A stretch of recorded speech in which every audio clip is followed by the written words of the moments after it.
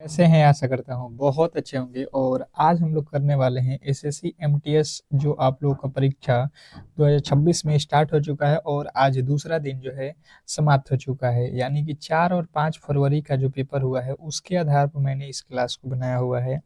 और जो भी मेरे दोस्त एग्जाम हॉल में बैठे हैं, ठीक है, जो प्रश्न अब पूछ रहा है एसएससी, उसके आधार पर मैंने इस क्लास को बनाया हुआ है। तो जिनका भी पेपर आगामी आने वाले दिनों में होने वाला है 6 से लेके और 15 फरवरी के बीच में, तो वो इस क्लास को बिल्कुल ही मिस ना करेंगे। क्योंकि जिन टॉपिकों से एसएससी ये 2 दिनों में जिस तरीके का पेपर बनाया हुआ है, 100% आपको भी इसी तरीके का पेपर देखने को मिलेगा आपको एग्जाम हॉल में। तो आप उनके लिए बिल्कुल ही तैयार रहिए।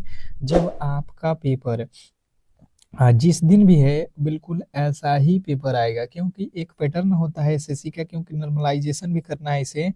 तो इसका जो पैटर्न है उसके आधार पर मैंने ये क्लास बनाया हुआ है, क्योंकि 4 और 5 फरवरी का जो मैंने पेपर देखा, जो प्रश्न पूछे गए हैं जिन टॉपिकों से, उसको मैंने यहाँ पे बखूबी उनके महत्वपूर्ण प्रश्नों को मैंने यहाँ पे रखा हुआ है। तो आज के क्लास को हम लोग स्टार्ट करेंगे और सभी लोगों से रिक्वेस्ट करूंगा कि जो भी मेरे दोस्त एसएससी एमटीएस का एग्जाम देने जा रहे हैं, ठीक है, एसएससी एमटीएस का, तो जिनका भी पेपर आगामी आने वाले शिफ्टों में है, तो आप लोग इस क्लास को लाइक करके चैनल को सब्सक्राइब जरूर कर लीजिएगा। क्योंकि आपके लिए हम इतना बेहतरीन जो है क्लासेज ला रहे हैं, बिल्कुल फ्री में, इसका कोई भी चार्ज नहीं है।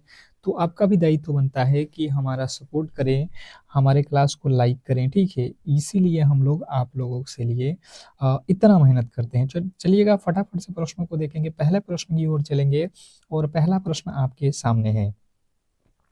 पहला प्रश्न है कि पारंपरिक गायन नॉट का संबंध किस नृत्य से है। देखिए, हर एक प्रश्न को आपको खुद से बनाने की कोशिश करना है। देखिए, शास्त्रीय नृत्य से जो है प्रश्न आपके एग्जाम हॉल वाला काफी ज्यादा प्रश्न पूछ रहा है। पारंपरिक गायन नॉट का संबंध किस नृत्य से है। आपके ऑप्शन यहाँ पे दिए गए हैं। चारों ऑप्शन में से जो भी आपका उत्तर है पहले का, वो कमेंट बॉक्स में फटाफट से आपको बताना है, ठीक है। फटाफट से आपके राइट उत्तर आना चाहिए, क्योंकि समय बहुत कम है। और फटाफट से हम लोग ऑल सब्जेक्ट के प्रश्नों को इस क्लास में करेंगे। मैथ हो गया, रीजनिंग हो गया, जीके हो गया, इंग्लिश हो गया, जो भी प्रश्न आपके एग्जाम हॉल में जिन टॉपिकों से पूछा गया उनको हम लोग कवर कर रहे हैं। तो मणिपुरी जो है अगर आपने बताया है तो बिल्कुल राइट उत्तर है, ये मणिपुरी नृत्य से संबंधित है। अगला प्रश्न आप लोगों से पूछा है कि जो है निम्नलिखित में से किस संगीतकार को प्रसिद्ध बैंड द बिस्टल्स के साथ कोलेब्रे को कोलैबोरेट करने की जो है श्रेय दिया जाता है। तो देखिए, निम्नलिखित में से किस संगीतकार को जो है प्रसिद्ध बैंड जो है द बिस्ट बीटल्स के साथ जो है कोलिब्रेट करने का श्रेय आप लोगों को याद रखना है, ये जाता है पंडित रविशंकर। ऑप्शन नंबर सी जो है आपका बिल्कुल राइट उत्तर है। नेक्स्ट प्रश्न आपके सामने है कि आर के बीजापुरी निम्नलिखित में से कौन सा जो है संगीत वाद्य यंत्र बजाते थे। तीसरा नंबर प्रश्न में राइट उत्तर बताएंगे। इसका जो है आप लोगों को सबसे पहले ध्यान देना है कि बोला क्या गया है। इसने बोला क्या है, ये अगर आपको मालूम है तो आप इस प्रश्न को अच्छे तरीके से कर सकते हैं। इसने कहा है कि आर के बीजापुरी निम्नलिखित में से कौन सा जो है संगीत वाद्य यंत्र बजाते थे। तो जिन्होंने बताया है कि ये बजाते थे हारमोनियम, उनका बिल्कुल राइट उत्तर है ऑप्शन नंबर ए। अगला प्रश्न आपके सामने है कि जो है हिमालय प्रदेश का डोंगरी उत्सव मुख्य रूप से किस धार्मिक जो है समुदाय द्वारा मनाया जाता है। हिमालय प्रदेश का डोंगरी उत्सव मुख्य रूप से किस धार्मिक समुदाय के द्वारा मनाया जाता है। क्वेश्चन नंबर आपके सामने है 4 और चौथे नंबर प्रश्न का राइट उत्तर यहाँ पे जो भी मेरे दोस्त बताए हैं हिंदू समुदाय, हिंदू धर्म, तो बिल्कुल राइट उत्तर है आपका ऑप्शन नंबर डी। बिल्कुल यही लेवल के प्रश्न आप लोगों से पूछ रहा है जीके का, ठीक है। अभी रीजनिंग का भी और मैथ का भी, इंग्लिश का भी लेवल पता चल जाएगा आपको। थोड़े से धैर्य रखिए, सारा प्रश्न कराऊंगा। फीफा के जो है अनुसार गोल पोस्ट की जो है ऊंचाई कितनी होती है। फीफा के अनुसार गोल पोस्ट की ऊंचाई कितनी होती है, फटाफट से आप लोगों को बताना है। क्या लगता है आपको क्वेश्चन नंबर 5वें का जो है राइट उत्तर फटाफट से आप लोगों को बताना है। क्वेश्चन नंबर 5 और जिन्होंने बताया है यहाँ पे 5वें नंबर प्रश्न का राइट उत्तर 8 फीट, उनका बिल्कुल राइट उत्तर है option number B.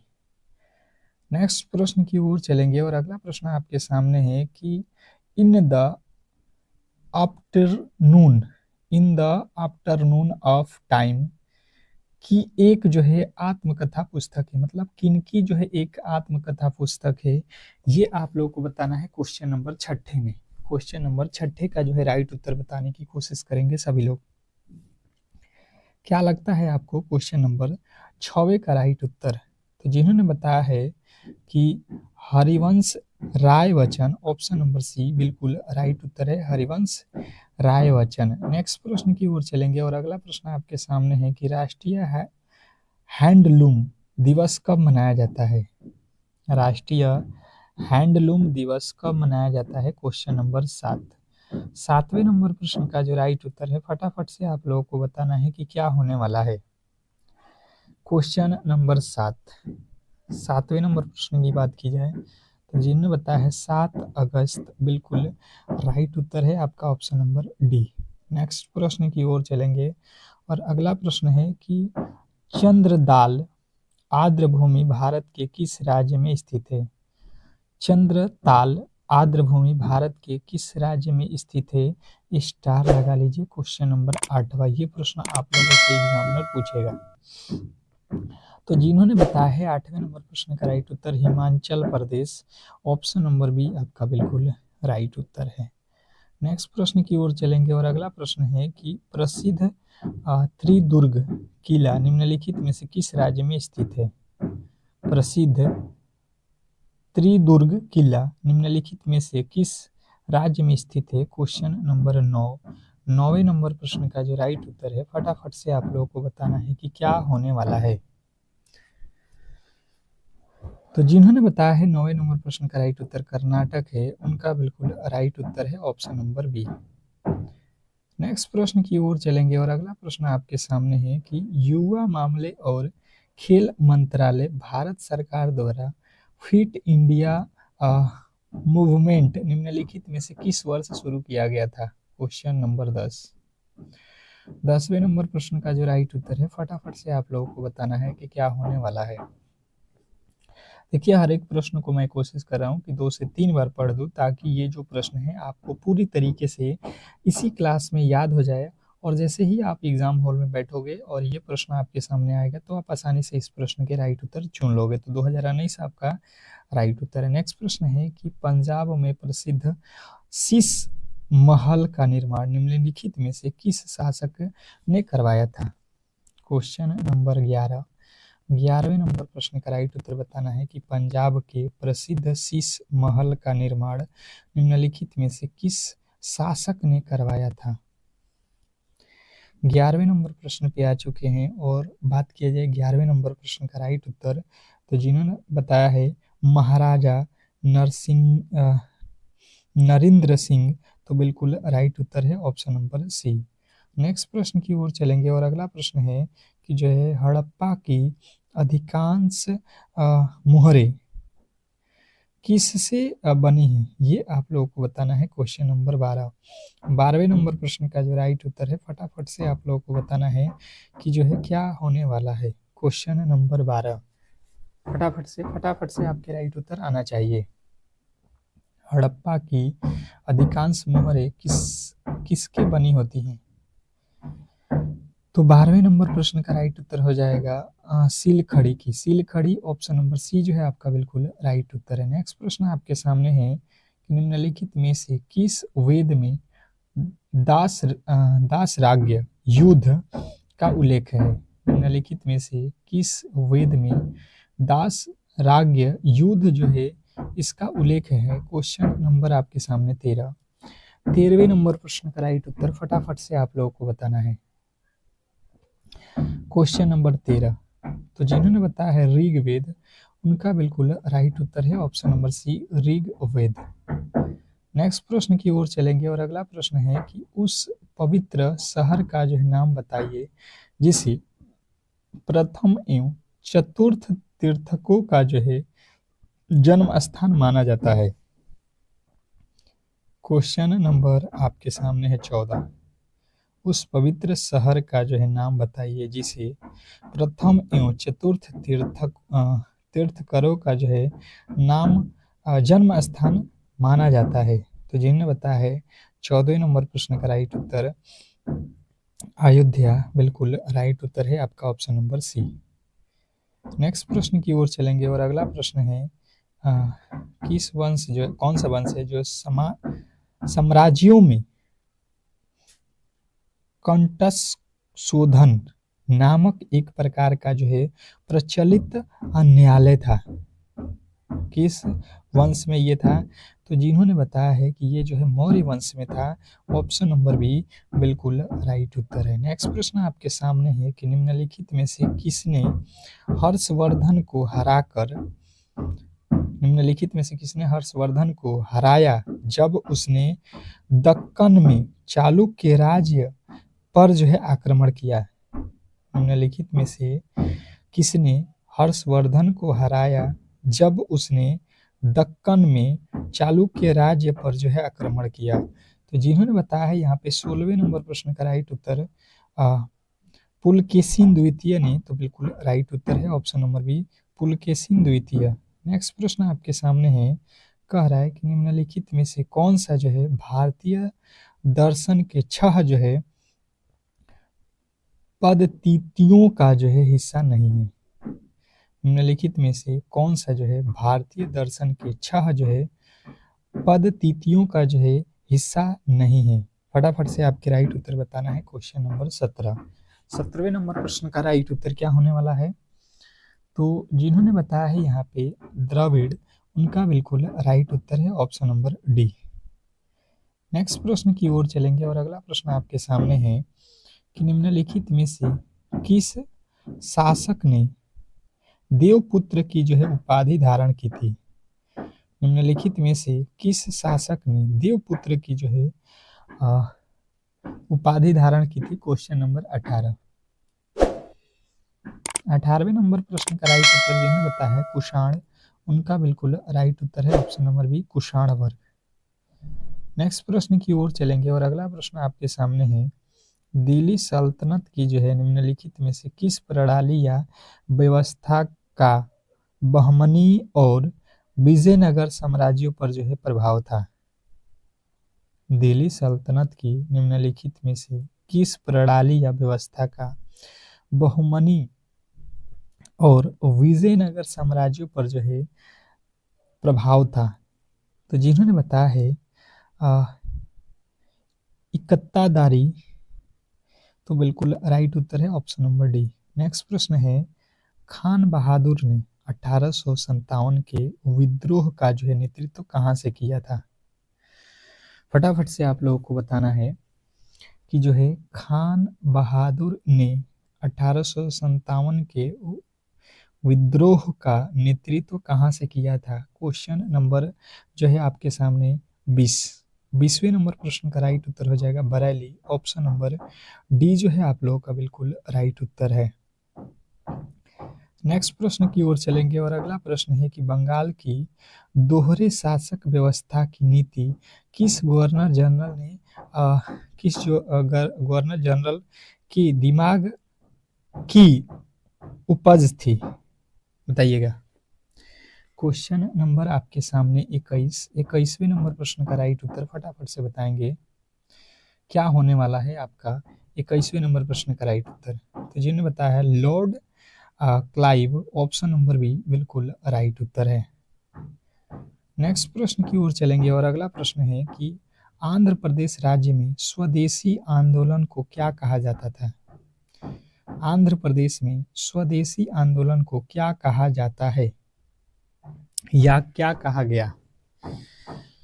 Question number 22 पे आ चुके हैं। फटाफट से 22वें नंबर प्रश्न का राइट उत्तर बताएंगे और एक बार सभी लोगों से मेरा रिक्वेस्ट है कि जो भी मेरे दोस्त एग्जाम हॉल में जाने वाले हैं प्लीज जो है आप लोग क्लास को लाइक करके चैनल को सब्सक्राइब कर लीजिएगा, क्योंकि कल जिनका भी पेपर है उनके लिए हम लाएंगे सुबह के जो है 5 AM पे एक रामबाण क्लास, और उस क्लास से देख लेना 100% डायरेक्ट प्रश्न पूछेगा आपका एग्जामिनर। तो उस क्लास को देखकर ही जाना आप लोग एग्जाम हॉल में। अगर सिलेक्शन लेना है, एक सीट पक्का करना है, तो आप उस क्लास को देख लेना। तो आप चैनल को सब्सक्राइब करके रखो ताकि नोटिफिकेशन सुबह वाली क्लास का जरूर ही आपको मिल जाए, ठीक है। तो वंदे मातरम आंदोलन आपको याद रखना है इस प्रश्न का राइट उत्तर। नेक्स्ट प्रश्न आपके सामने है, निम्नलिखित में से किस नेता ने बारदोली सत्याग्रह का नेतृत्व किया था? निम्नलिखित में से किस नेता ने बारदोली सत्याग्रह का नेतृत्व किया था? Question number 23। 23वें नंबर प्रश्न का जो राइट उत्तर है, फटाफट से आप लोगों को बताना है कि क्या होने वाला है। क्वेश्चन नंबर 23 बहुत बेहतरीन प्रश्न है, फटाफट से आप लोगों को बताना है कि इस प्रश्न का राइट उत्तर क्या होने वाला है। तो जिन्होंने बताया है वल्लभ भाई पटेल, ऑप्शन नंबर डी उनका बिल्कुल राइट उत्तर है। नेक्स्ट प्रश्न की ओर चलेंगे और अगला प्रश्न है, क्या कह रहा है आपका अगला प्रश्न कि सर्वेस्ट ऑफ इंडिया सोसाइटी निम्नलिखित में से किस नेता का जो है मौलिक विचार था? क्वेश्चन नंबर आपके सामने 24।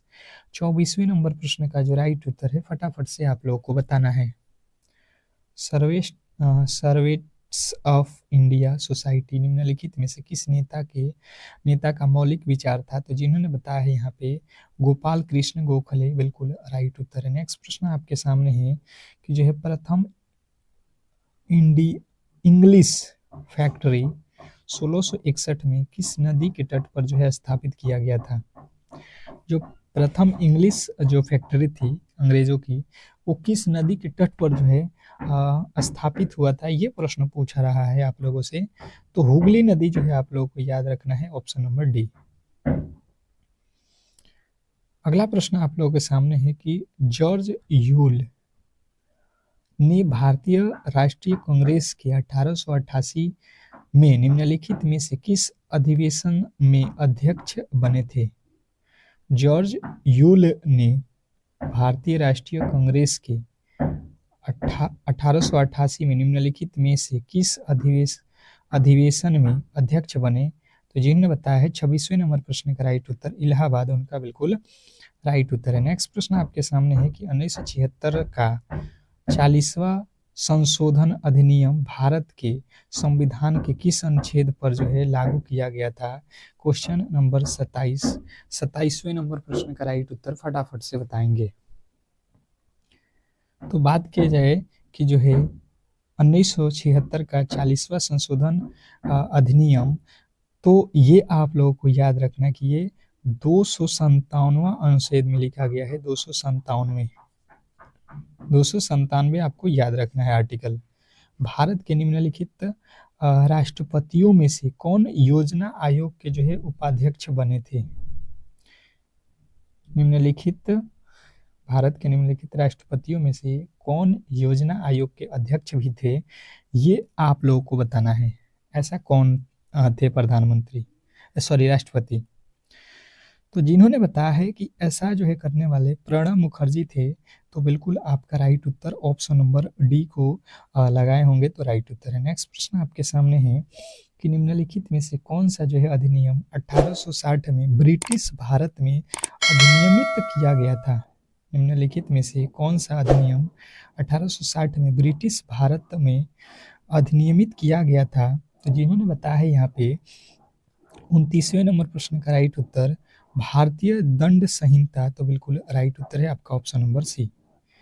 नेक्स्ट प्रश्न आपके सामने है कि निम्नलिखित में से कौन सी नदी का जो है उद्गम स्थल राजस्थान में है? निम्नलिखित में से कौन सी नदी का उद्गम स्थल राजस्थान में है? Question number 30। 30वें नंबर प्रश्न का जो राइट उत्तर है, फटाफट से आप लोगों को बताना है कि क्या होने वाला है। Question number 30। तो जिन्होंने बताया यहाँ पे बनास, बिल्कुल राइट उत्तर है। नेक्स्ट प्रश्न है कि निम्नलिखित में से किस राज्य में सुंदरगढ़ मैंगनीज भंडार स्थित है?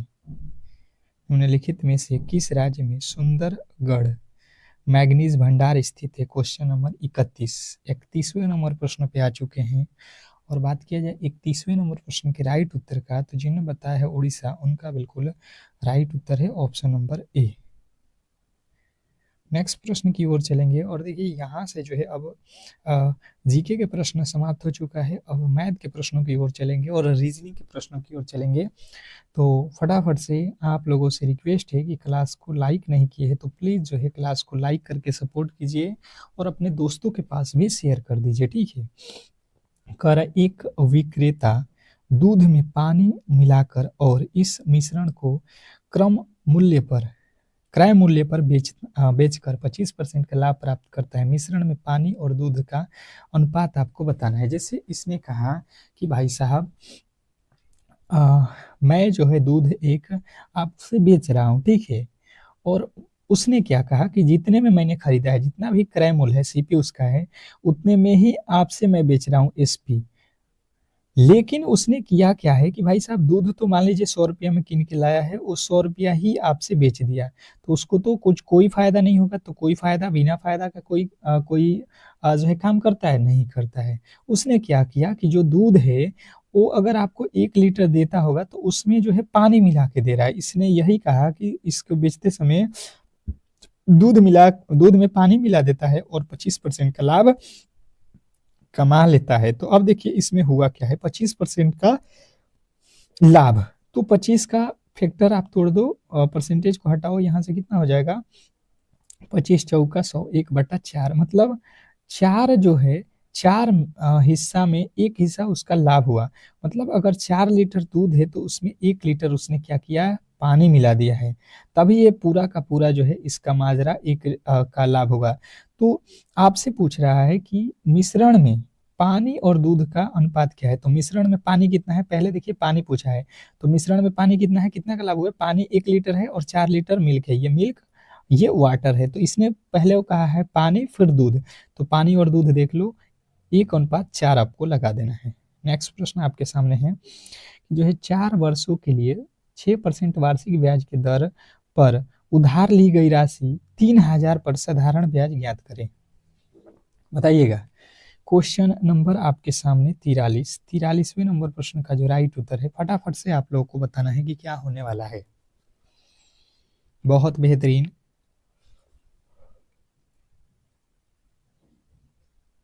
बहुत लाजवाब। चलिएगा समझने की कोशिश करते हैं। यहाँ पे इसने कहा है कि साधारण ब्याज ज्ञात कीजिए, तो एसआई सिंपल इंटरेस्ट बराबर सूत्र क्या मैंने बताया है, मूलधन कितना दिया है, 3000 गुणे दर गुणे 100, मूलधन गुणे समय गुणे दर बटा 100 कर दो। यहाँ से 2 जीरो से ये 2 जीरो काट दो, 6 चौका 24, 24 में 30 से गुणा कर दो, कितना हो जाएगा, 24 3 72, 1 जीरो लग जाएगा।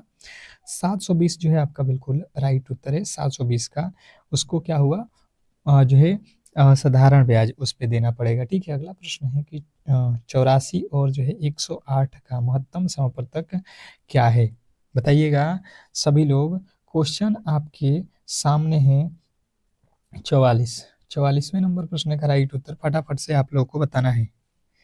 84 और 108 का महत्तम समापवर्तक क्या होने वाला है। बहुत बेहतरीन, बहुत बेहतरीन, बहुत लाजवाब ये प्रश्न है।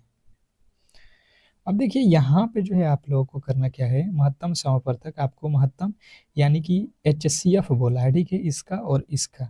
तो सबसे पहले अगर आपको निकालने आता है तो आप उससे भी कर सकते हैं, नहीं तो अगर टाइम बचाना है तो महत्तम का मतलब होता है वह बड़ी से बड़ी संख्या, वह बड़ी से बड़ी संख्या जो इन दोनों को पूरा पूरा विभाजित कर दे। क्या 16 से 84 भाग लगता है, बिल्कुल नहीं। 8 से 84 में भाग लगेगा, बिल्कुल नहीं। 6 से 84 में भाग लग जाएगा, 6 से इसमें भाग लगेगा, 6 से 4 4 44, इससे भी भाग नहीं लगेगा। 12 से 84 में भाग दे दो, पूरा पूरा लग जाएगा। 12 से 108 में भी भाग लग जाएगा। यानी कि आपसे पूछेगा HCF, तो आपको वह बड़ी से बड़ी संख्या बताना है जो इन दोनों संख्याओं को पूरा पूरा विभाज्य कर दे। तो ऑप्शन नंबर आपको डी के साथ जाएंगे तो बिल्कुल राइट उत्तर है। नेक्स्ट प्रश्न आपके सामने है कि सुरेंद्र ने 2500 रुपये में एक पुरानी साइकिल खरीदा और उसकी मरम्मत पर 300 रुपये खर्च की। इसके बाद जो है 3000 रुपये में इसे बेच दिया, तो उसका लाभ प्रतिशत ज्ञात करें। अब देखिए बिल्कुल सिंपल सा ये प्रश्न है और आपको बेहतर तरीके से इस प्रश्न के राइट उत्तर के साथ हम ले चलते हैं। मान लीजिए कि आप कोई साइकिल खरीदे हो या कोई भी सामान खरीदे हो, आप अपने ऊपर ले लो, 2500 रुपये का खरीदे हो, पर वो साइकिल क्या हुआ है, उसमें कुछ ना कुछ बिगड़ा हुआ है, तभी तो वो बेच रहा है पुराना साइकिल को। तो आप क्या किए, दुकानदार के पास ले गए और उसको बना दिए, तो आपको 300 रुपया एक्स्ट्रा और देना पड़ा, 300 रुपया, तभी तो साइकिल पूरा पूरा बना। यानी कि वो अब जो है आपका दाम कितना हो गया, यानी कि क्रय मूल्य अब जो है आपको कहना पड़ेगा कि मैंने ये साइकिल 2800 रुपये में किना है, क्योंकि 300 रुपया आपको उसको बनवाने में लग गया। अब देखिए 2800 रुपया का जो है आपने क्या किया है, एक साइकिल जो है खरीद लिया है, सीधा सीधे समझिए, और 3000 में बेच रहे हो, ठीक है। यानी कि जो है आपको लाभ कितने का मिल जाएगा, आप कहोगे 200 रुपया का। ये कौन सी है, एसपी है। तो लाभ बराबर क्या होता है, हाँ, प्रॉफिट बराबर क्या हो जाएगा, विक्रय मूल्य माइनस क्रय मूल्य। तो 3000 में से 2800 घटा दो, 200। 200 रुपये का लाभ हुआ कितना पे, 2800 पे, और गुणा 100 कर लो। ये 2 जीरो से 2 जीरो कट जाएगा, ये 4 के पहाड़े में कट जाएगा, 4 पचे 20, और ये 4 के पहाड़े में कितना वर्त में कट जाएगा, 4 सत्ते 28। तो ये भाग दे दो, 7 सत्ते 49, 1.7, यानी कि जो है आप देख लो 7 सही 1.7 जो है आपका बिल्कुल राइट उत्तर है। नेक्स्ट प्रश्न आपके सामने है कि एक निश्चित कुट भाषा में फादर मेक्स टी को ये के रूप में कुडित किया जाता है और टी एंड कॉफी को ये लिखा जाता है, तो इसी कुट भाषा में, दी गई भाषा में टी का जो है संबंध किस प्रकार से है, ये प्रश्न आप लोगों से पूछ लिया है। और मैंने हमेशा ही बताया है कि ऐसे प्रश्न आपको एग्जामिनर हर बार दे रहा है, आपको ध्यान देना है। सबसे पहले ये देखिए यहाँ पे लिखा है, फिर कह रहा है कि यहाँ पे टी एंड कॉफी को ये लिखा जाता है, ठीक है, एक यहाँ पे लिखा हुआ है। इसने कहा है कि आप टी को पता करो, टी यहाँ पे है और टी यहाँ पे भी है, दोनों में मुझे टी दिख रहा है, ठीक है। तो अब इसका मतलब लिखा हुआ है यहाँ पे और यहाँ पे, इन दोनों में कौन सी जो है आपको वर्ड कॉमन है, ये आपको देख लेना है। ई वाई मुझे कॉमन लौका, हम कहेंगे ई वाई जो है हमारा बिल्कुल राइट उत्तर है, क्योंकि यहाँ पे टी और यहाँ पे ई वाई दोनों में कॉमन हो रहा है, यही आपका राइट उत्तर है। अगला प्रश्न आपके सामने है, MNOPQR एक वृत्ताकार मेज के चारों ओर केंद्र की ओर मुख करके बैठे हैं। इन आर के दाई ठीक एन आर के ठीक दाएं बैठा है, एम एन के जो है बाएं दूसरे स्थान पे बैठा है। तो देखिए सबसे पहले आपको करना क्या है, एक वृत्त बना लेना है, ठीक है। उसके बाद से ही प्रश्न को करोगे तो बिल्कुल आसान होगा। कितने लोग बैठे हो, 2 2 4 2 6 लोग, 6 लोगों को बैठा दो, 1 2 3 4 5 6, 6 लोग हो गया, बैठ जाओ।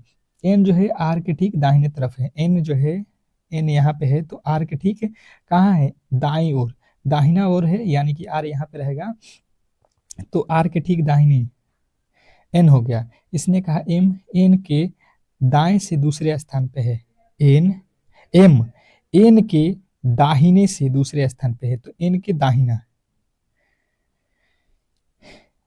एन के दाएं से दूसरे स्थान पे, तो दाएं चलो 1 2, दूसरे पे कौन आया है, एम आ गया।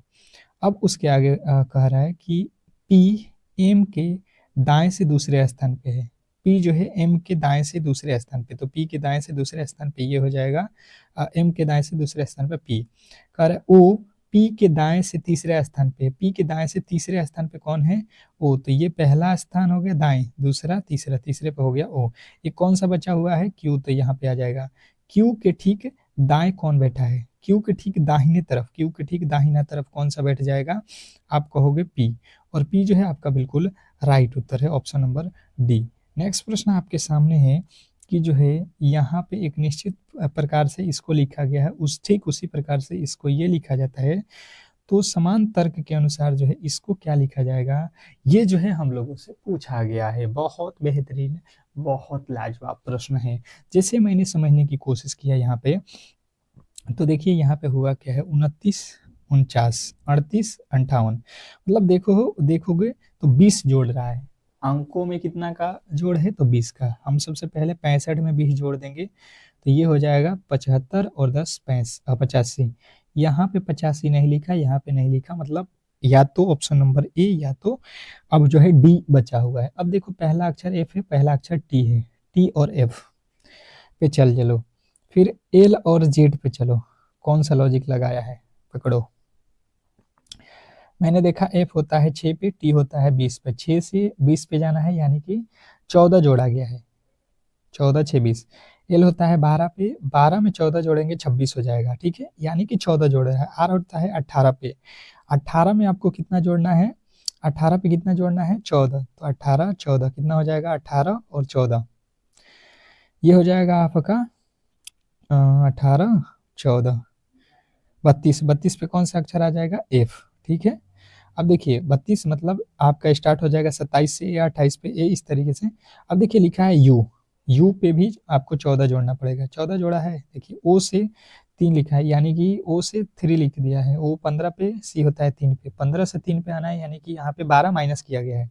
यू होता है 21 पे, 21 में से हमें 21 में से 12 माइनस करना है, तो कितना आ जाएगा आपका 9, 9 पे होता है आई, यानी कि ऑप्शन नंबर ए जो है आपका बिल्कुल राइट उत्तर है। नेक्स्ट प्रश्न आपके सामने है कि अंग्रेजी वर्णमाला के आधार पर दी गई श्रृंखला में प्रश्नवाचक चिन्ह के स्थान पे क्या आने वाला है। अब जो है प्रश्नवाचक चिन्ह के स्थान पे क्या आएगा, ये श्रृंखला से रिलेटेड प्रश्न है। थोड़े से अगर आपने बेहतर तरीके से ABCD के कोड याद रखे हैं तो बिल्कुल आप बना सकते हैं ऐसे प्रश्न को। जी होता है 7 पे, एच होता है 8 पे, आई होता है 9 पे, जे होता है 10 पे, तो इसके आगे 11 पे होता है कि आपका आएगा के, यानी कि ओ खत्म, पी खत्म, ओ खत्म। आपका पहला अक्षर के होना चाहिए, जो कि केवल और केवल ऑप्शन नंबर बी में दिया गया था, तो बी जो है आपका बिल्कुल राइट उत्तर है, ठीक है। तो चलिएगा इस तरीके से आज की क्लास को हम लोग यहीं पे समाप्त करेंगे। अगर आपको ये क्लास अच्छा लगा हो तो प्लीज़ जो है क्लास को लाइक करके चैनल को सब्सक्राइब जरूर करेंगे, और सुबह के 5 PM पे जो क्लास में ला रहा हूँ, 5 AM पे सॉरी, सुबह में पहला शिफ्ट से पहले, तो आप लोग इस क्लास को बिल्कुल ही देख कर जाइएगा, ठीक है। मिलते हैं नेक्स्ट वीडियो में, तब तक के लिए धन्यवाद।